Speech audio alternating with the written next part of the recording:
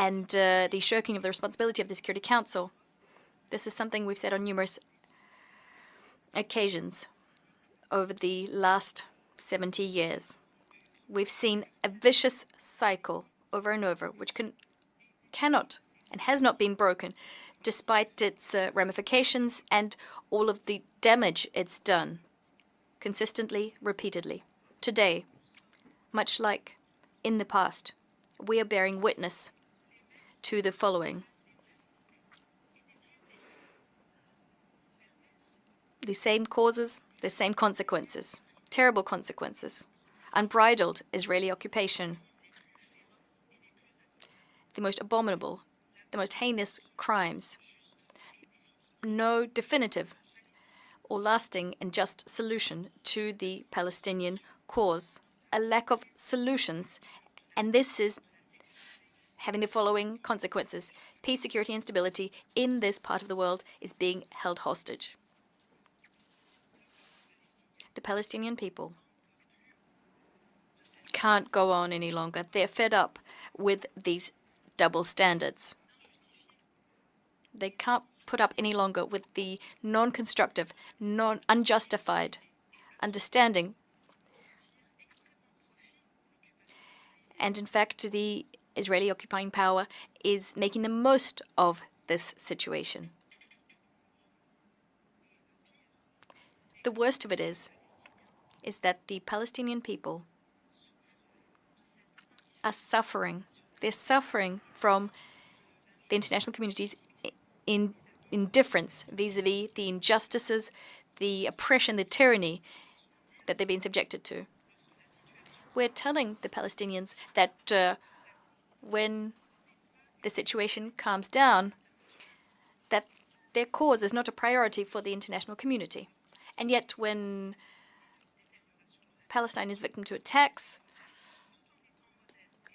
all of the efforts that are undertaken, and they're modest, they're few and far between, all of the efforts are directed to addressing the consequences of an absence of peace instead of working towards peace. An entire generation of Palestinians has never experimented with the path to, has never experienced the path to peace. An entire generation hasn't seen a single serious initiative targeted towards getting back on that path. A whole generation of Palestinians which hasn't seen a single instance of international action geared towards addressing the situation, responding to their legitimate aspirations to restore their freedom, to put an end to the occupation of their land, allowing Palestinians to exercise their rights and create an independent state. Isn't it high time that we resolve this situation, which constitutes a violation of the values and principles our organization cherishes?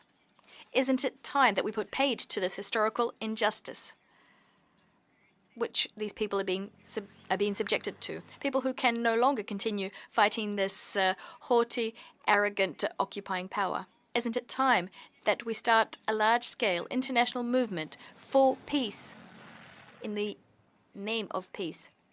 A movement that can rekindle hope among Palestinians. A serious and honest movement which could help uphold the national, inalienable, and non-time-barred rights of the Palestinian people. Rights which cannot be rescinded. The situation in the occupied Palestinian territory requires us to act swiftly, urgently, to put an end to the Israeli aggression, which is unjust. It's unjust vis-à-vis the Gaza Strip. We must aid the Palestinian people, afford them international protection. We need to take collective action with the involvement of all influential international parties. This action must be effective so that we can achieve fair and lasting peace in the Middle East on the basis of international documents, adopted documents which have international legitimacy. Our General Assembly has always been the rostrum from which we fight for just causes. First and foremost, the Palestinian cause. Under these very taxing circumstances, it's up to the General Assembly to reaffirm its fixed principles within a fair framework and as part of its commitment to uphold the legal pillars so as to allow for an independent and fully sovereign Palestinian state. From this vantage point, Algeria would like to reiterate its call for fully fledged membership to be conferred upon that brother state, Palestine, thereby enshrining the legal, political, moral, and ethical rights of the state of Palestine, so that this state can raise its voice in the community of nations and be heard, so that it can defend its priorities. This is a decisive measure vis-à-vis attacks aimed at undermining, disfiguring Palestinians. Palestine, which is being buried alive but which refuses to perish. This is an important goal from a strategic standpoint as well. We must use all means at our disposal, use every opportunity offered to us by the General Assembly, this forum.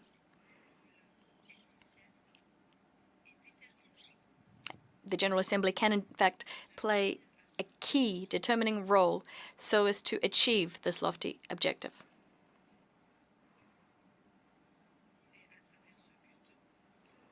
And in fact, by meeting this objective, we can strengthen the key pillars of the Palestinian national project. Thank you very much, Mr. President. I thank the Honorable Minister for Foreign Affairs and National Community Abroad from Algeria. I now give the floor to the Vice Minister of Multilateral Affairs of Colombia, Her Excellency Elizabeth Taylor Jay. Your Excellency, the floor is yours.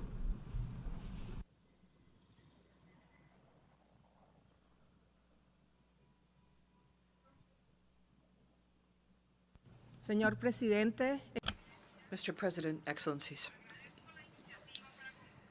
I appreciate the initiative of convening this emergency session of the General Assembly so that the international community can raise its voice in an energetic condemnation and rejection of the violence and suffering caused to the civilian population in the Middle East, especially the most vulnerable women, children,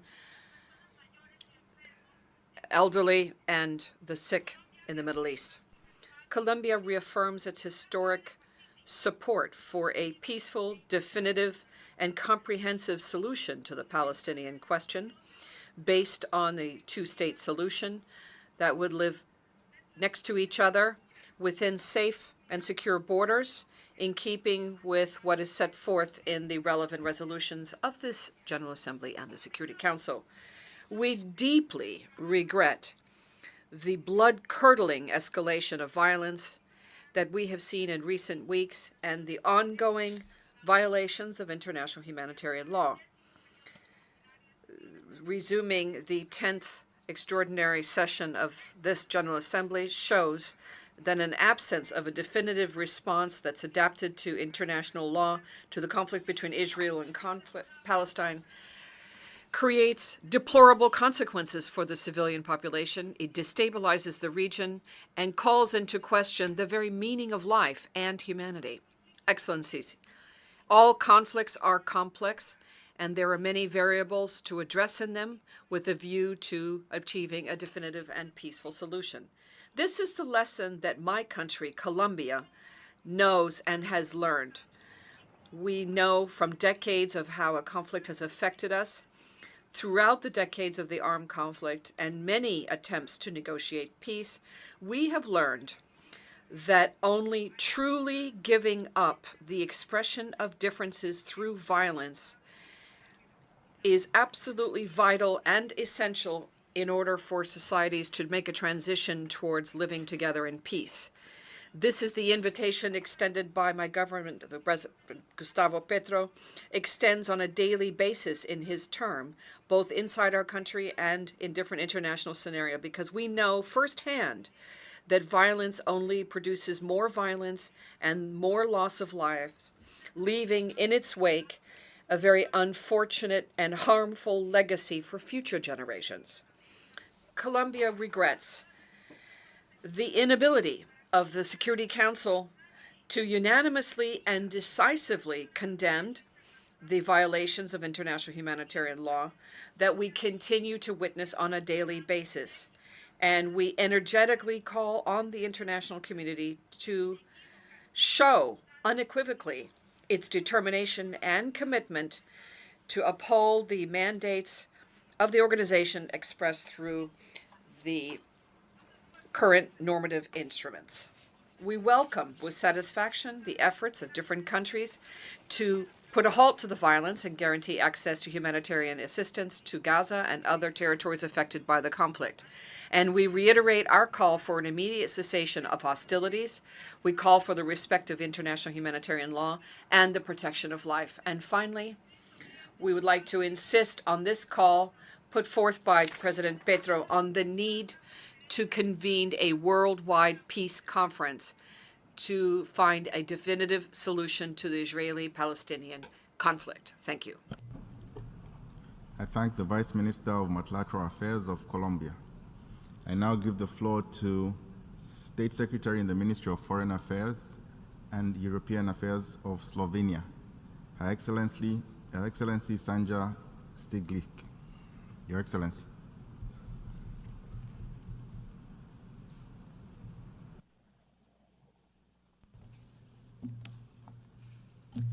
Mr. President,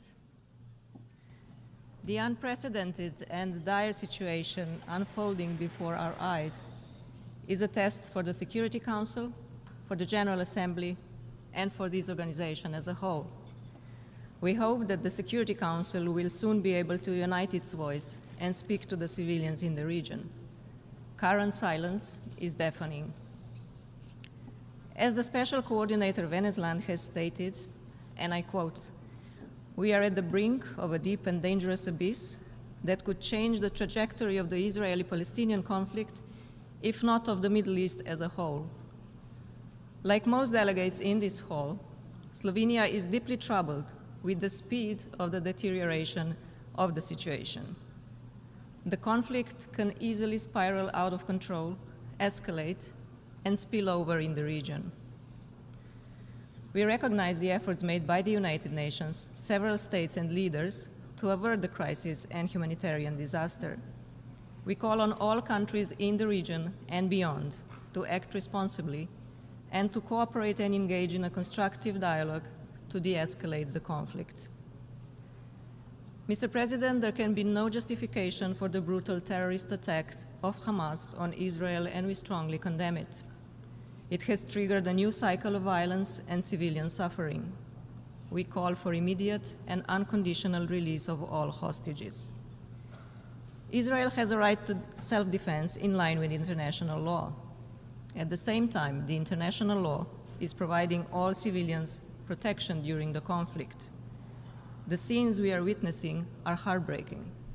Majority of those suffering the most are women and children. No civilian should be a target, and neither used as a hostage or a shield. Slovenia calls on all parties to fully respect international humanitarian law and humanitarian principles. We support all efforts of the UN Secretary General and other parts of the UN system in addressing the pressing humanitarian situation. Without access to water, food, medical supplies, fuel, gas, and electricity, and with constant attacks on civilian objects, schools, hospitals, and protected shelters, the already dire situation in Gaza is turning into a human catastrophe. There is an urgent need for a humanitarian ceasefire or pauses and humanitarian corridors that will enable rapid, sustained, unimpeded, and safe access for humanitarian aid, equipment, and personnel to Gaza and its distribution within Gaza. We should massively scale up our humanitarian assistance to respond to the immense needs on the ground. Slovenia commends the work of humanitarian agencies and their personnel in Gaza, who continue to provide assistance and protection to the people, often at a great sacrifice, paying the ultimate price with their own lives. Recognizing the deteriorating humanitarian situation, Slovenia has recently substantially increased its funding to UNRWA and its activities in support of the Palestinian people.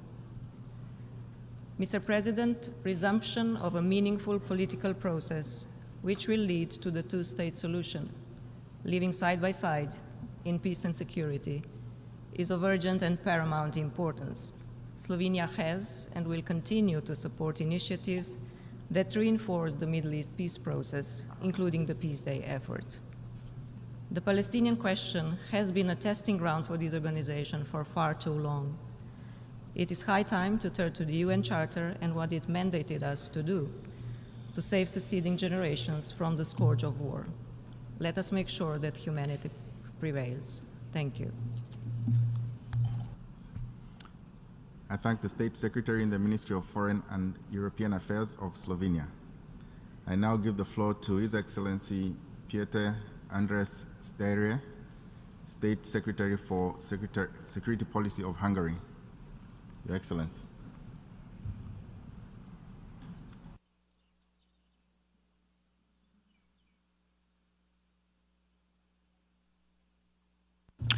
Mr. President, Excellencies, dear colleagues, while we align ourselves with the statement that will be delivered by the European Union, on behalf of Hungary, I wish to make the following remarks in my national capacity. Mr. President, on 7th October, Hamas launched Operation Al-Aqsa Flood, a brutal surprise attack into Israel that included a barrage of over 3,000 missiles. Around 1,500 terrorists infiltrated Israel, targeting civilians and civilian locations, including residential areas and residential civilian locations. This resulted in more than 1,400 fatal casualties, more than 4,000 wounded, and more than 200 soldiers and civilians who have been taken hostage. I'm here today to condemn in the strongest possible terms these barbaric and heinous terrorist attacks carried out by Hamas and the ongoing indiscriminate missile attacks against Israeli civilians. Palestinian civilians must also be protected. In this context, Hamas must cease to use civilians as a human shield. In face of such violent terrorist attacks executed by Hamas, Hungary strongly emphasizes Israel's right for self-defense. We call on Hamas to cease its attacks on Israel and immediately release all hostages without any condition, to stop the bloodshed and spare all civilians from further suffering. The region is witnessing one of the most difficult crises in its modern history. Therefore, we must utilize our collective diplomatic efforts and our collective capabilities and engagement in order to achieve de-escalation of the tensions and avoid this fight against terror turning into a full-fledged military conflict between countries, engulfing the region into the horrors of war. Make no mistake, armed and extremist groups operating in the region will make every effort to take advantage of this conflict to further their destructive agenda. Mr. President, immediate, safe, sustainable, and unhindered delivery of humanitarian aid should reach those vulnerable civilians that are in real need in Gaza, whilst ensuring that such aid is not abused by terrorist organizations. It is also crucial for humanitarian assistance and medical support to reach those held in captivity as hostages. It is essential that warring parties maintain a minimum of humanity even during the worst of war. We appreciate the extensive efforts made by Egypt, the UN specialized agencies, and the ICRC to support the delivery of aid. As I mentioned at the beginning, it must be a priority to prevent regional escalation, including the deterioration of the situation in the West Bank. We call on all regional actors to refrain from any action that can further aggravate the situation. We underline the need to engage broadly with the Palestinian Authority, the Israeli authorities, as well as regional and international partners who could have a positive role to play in preventing further escalation. We remain committed to lasting and sustainable peace through reinvigorated efforts. Mr. President, we are at a global inflection point. International peace and security has not faced such a serious challenge since the Cold War. Yet, the international community and the UN, once again, has not been able to fulfill its mandate and stabilize conflicts and restore peace. While acknowledging that the situation in the Middle East in general is extremely complex and multifaceted, offering no easy solutions, we have to emphasize we must not let terrorists achieve their goal. We must not let these terrorist attacks jeopardize the hard-won recent achievements, including, in particular, the Abraham Accords. We should not let the darkness of terrorism extinguish the beacon of hope. Terrorist attacks must never be condoned, as these will undermine the very fabric of the democratic and peaceful societies. Thank you for your attention. I thank the distinguished representative of Hungary, and I now give the floor to the distinguished representative of Cuba, His Excellency Gerardo Penalva Portal, First Deputy Minister of Foreign Affairs and Permanent Representative to the UN.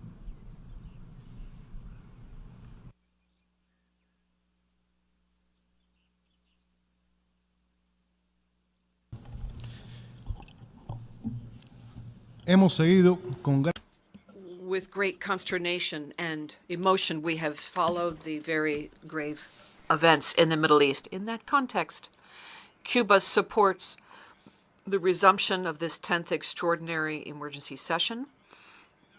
The main priority for the General Assembly at this moment should be to bring a cessation of violence and the administration of urgent humanitarian assistance for the suffering Palestinian people. We demand an immediate ceasefire, and we demand an end to the bellicose rhetoric and stop the forced removal of Palestinians from the land that by right they belong to.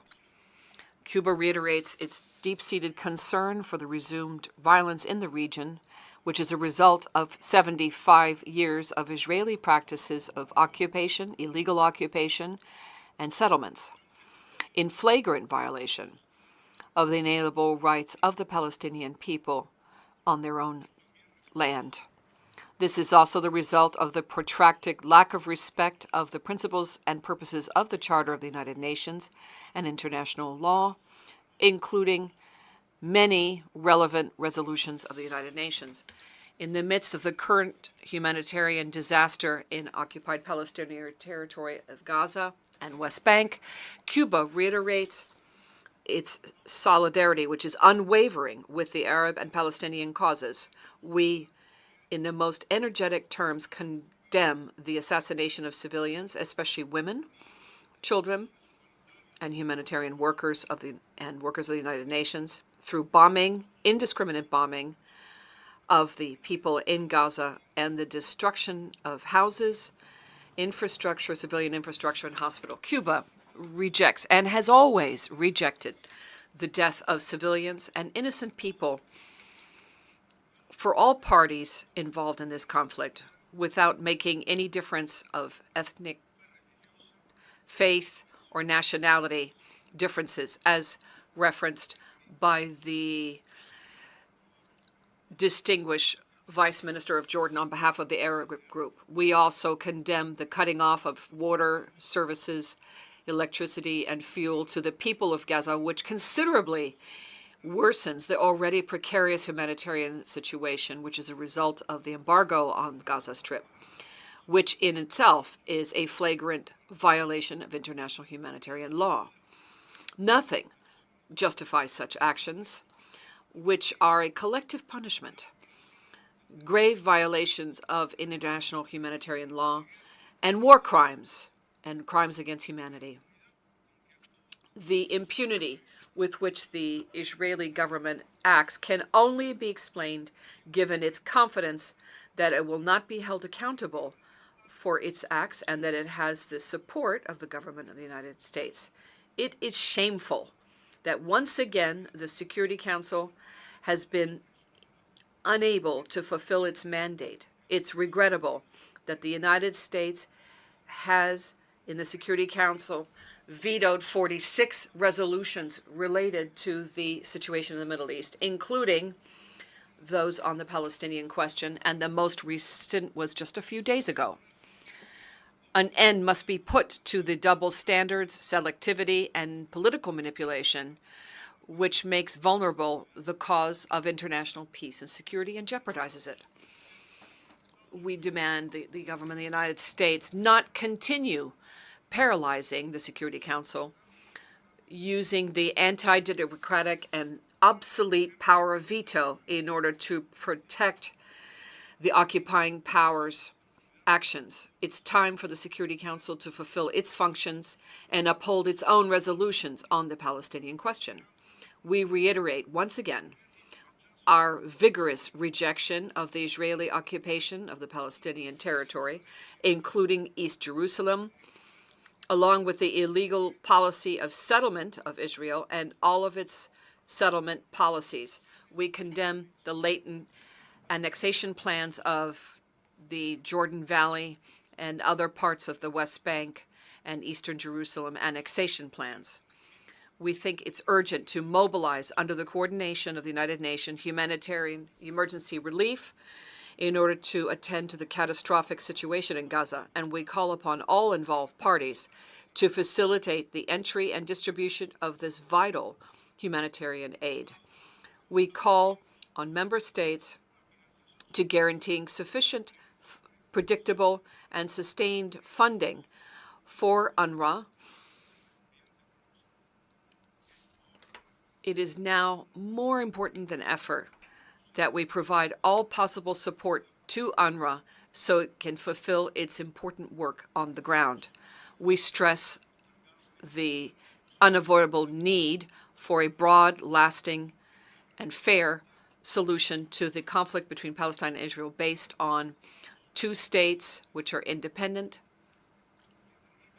and which allow the Palestinian people to exercise their right to free self-determination and to have an independent sovereign state within the pre-1967 borders, with East Jerusalem as its capital, and to also guarantee the right of return of the refugees. Cuba supports and will contribute to the extent that it can to all international legitimate efforts to put an end to the massacre which has been taking place already for 20 days. Every moment of inaction will cost the lives of more innocent people. We must act immediately. Thank you.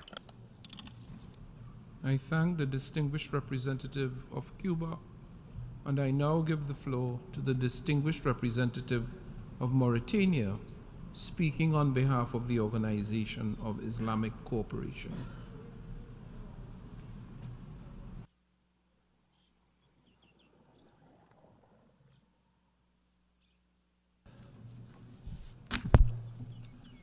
Bismillah ar-Rahman ar-Rahim. I have the honor to deliver this statement on behalf of Member States of the Organization of Islamic Cooperation in my capacity as Chair of OIC Group.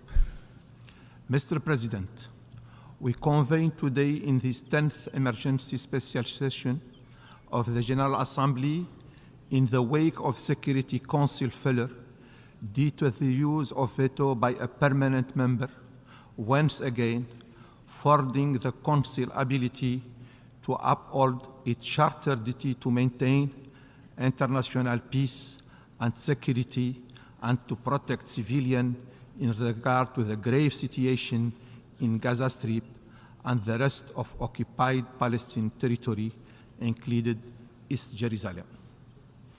Despite this Assembly's repeated affirmation that the United Nations has a permanent responsibility towards the question of Palestine until it is justly resolved in all its aspects in accordance with international law, the international community continues to fail the people of Palestinian their inalienable right, included to self-determination and to return, continue to be denied and to be systematically and grossly violated by Israel.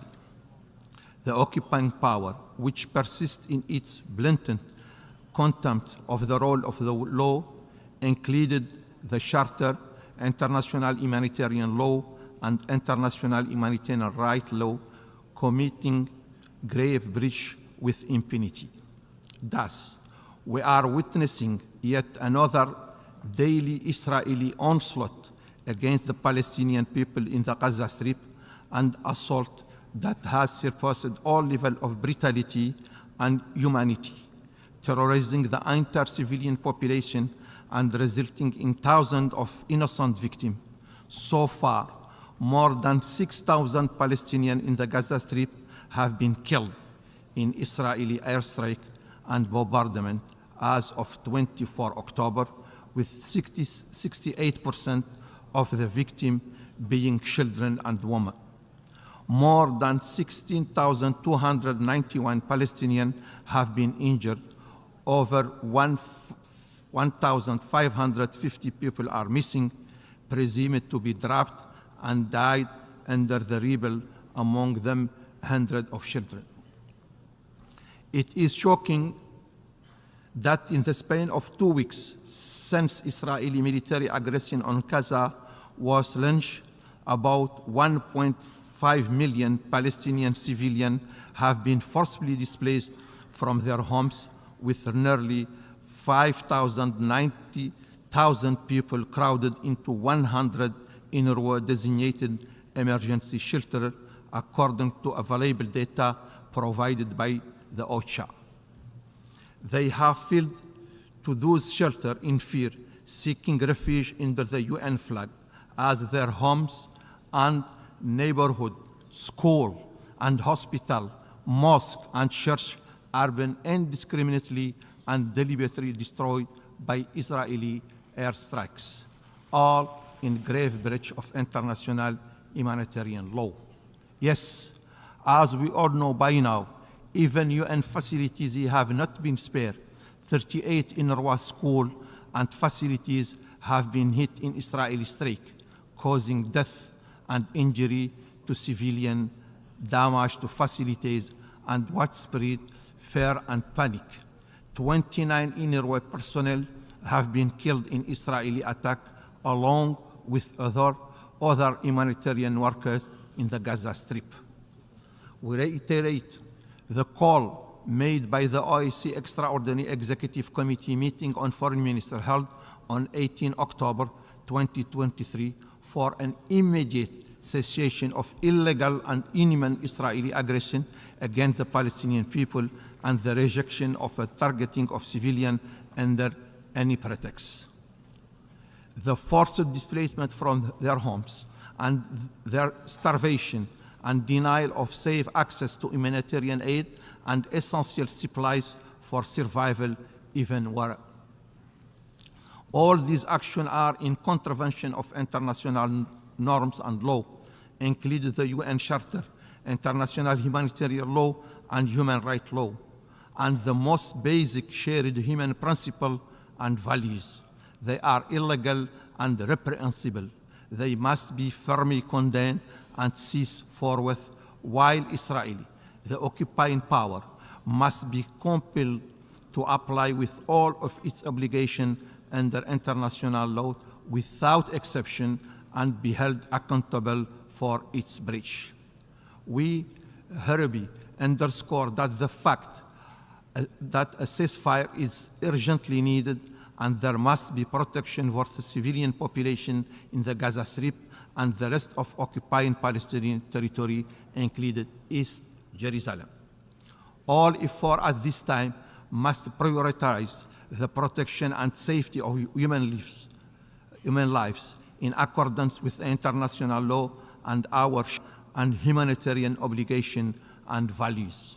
Moreover, Israel must end its inhuman siege on Gaza.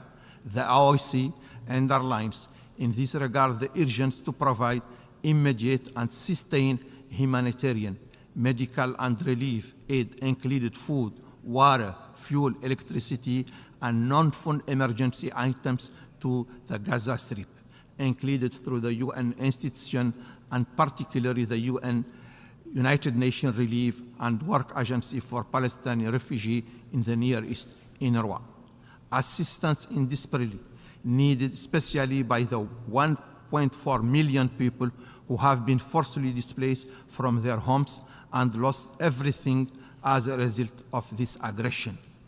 The OIC wishes to also draw attention to Israeli systematic violence, human rights violation, provocation, incitement, and acts of terror against the Palestinian civilian population in the occupied West Bank, including East Jerusalem, which have not ceased for one day.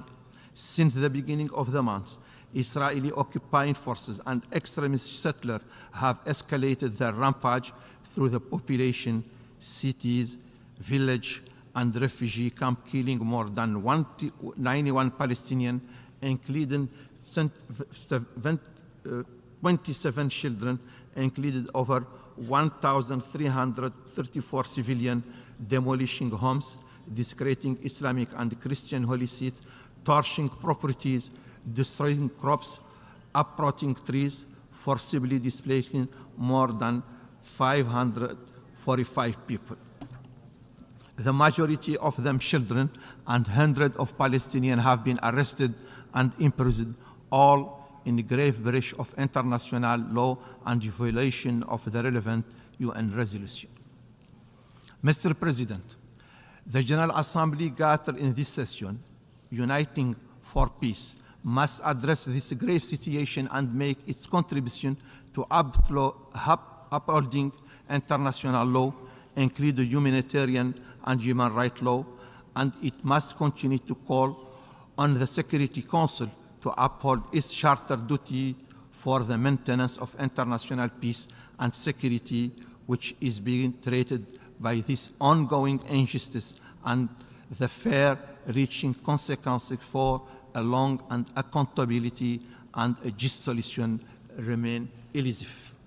Clearly, the absence of any moral, legal, or political deterrence has only emboldened Israel, the occupying power, to carry on with impunity with its illegal policy of colonial settlement and annexation, blockade, forced displacement of Palestinian civilians, systematic ethnic cleansing, organizing acts of terrorism, desecration of holy places, especially Al-Aqsa Mosque, and to persist in its denial and violation of the inalienable right of the Palestinian people, included to self-determination and independence.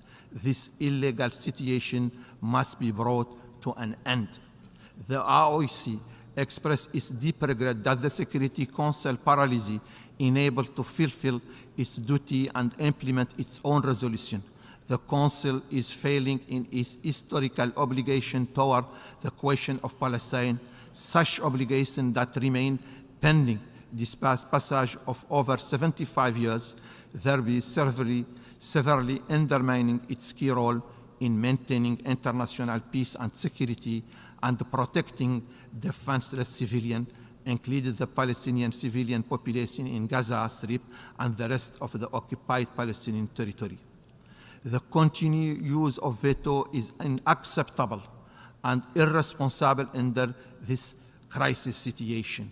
Consequently, there is an urgent need for immediate action by the international community, including the Security Council, to bring a halt to this Israeli aggression, to end impunity and assure accountability of Israel, the occupying power, for its war crimes and crimes against humanity, including this aggression and its more than 16 years illegal blockade on Gaza Strip, to provide international protection for the Palestinian people and to open humanitarian corridors so as to allow all necessary supplies of medicine, food, water, fuel, and other life necessities reach the civilian population in Gaza without delay. We express the hope that the General Assembly's action will make a tangible contribution in this regard and call for full respect of its decision. In closing, I reaffirm the historic support of the Organization of Islamic Cooperation for the realization of legitimate, inalienable rights of Palestinian people to self-determination and the realization of the sovereignty and independence of the State of Palestine over all the Palestinian territory occupying since 1967, with East Jerusalem as its capital in accordance with the relevant UN resolution and the Arab Peace Initiative. I thank you. Sayyid al-Rais. Mr. President, allow me now to deliver a statement in my national capacity to comment on what is happening in the Gaza Strip. At the outset, I would like to thank the President of the General Assembly of the United Nations for his responsiveness to our request to hold this session, and we would like to join the statement that has been issued by the Arab group delivered by His Excellency, the Jordanian Foreign Minister. After the unfortunate and regrettable failure by the Security Council to arrive at a solution to this continuous tragedy, the Arab group and the members of the Organization of Islamic Cooperation and the Non-Aligned Movement and other states decided to submit a request to the President of the General Assembly of the United Nations to resume the 10th emergency special session to discuss the situation in Gaza. The current situation in the Gaza Strip is tragic in every sense of the word. Thousands were killed in a continuous and indiscriminate shelling using internationally banned weapons, and aggression that takes no consideration the sanctity of hospitals or mosques or churches or schools. And the UNRWA staff and journalists were also not spared. Civilians are living in a difficult and exceptional times as they are being shelled and as all means of basic existence are being taken away from 2 million civilians in breach of all international laws and values. The current situation, Mr. President, requires us to combine our efforts to put an immediate halt to hostilities and to allow for the unconditional delivery of urgent humanitarian assistance and to put an end to the disposition of Palestinian civilians. This is a natural result of decades of ignoring the need for a political solution to the Palestinian cause, which comes in the establishment of an independent Palestinian state with East Jerusalem as its capital in accordance with the United Nations resolutions of relevance and the Arab Peace Initiative. And here I would like to quote from the speech that was delivered by the Mauritanian president last Saturday at the Cairo Peace Summit, which was held in Egypt. And I quote, "The time has come for us, for everyone, to reach the conclusion that no one in this region will enjoy peace and security sustainably unless others enjoy it as well. Because peace cannot be achieved by winning a battle or winning a war. Peace is contingent upon it applying to everyone." End of quote. Therefore, the international community must stand united in demanding a negotiated political track where two states, a Palestinian one and an Israeli one, exist side by side, peacefully and securely. Mr. President, ladies and gentlemen, in closing, what we are witnessing, these are the atrocities that we're witnessing are a source of shame for humanity. And this is why we present a humanitarian resolution that aims to establish a ceasefire so that we can stop the shedding of Palestinian blood and deliver urgent humanitarian assistance. We ask all member states to join in the sponsorship of this resolution and to vote in its favor. I thank you. I thank the distinguished representative of Mauritania. We have now heard the last speaker in the debate on this item for this morning. We shall hear the remaining speakers tomorrow at 10 a.m. in this hall. We stand in adjournment.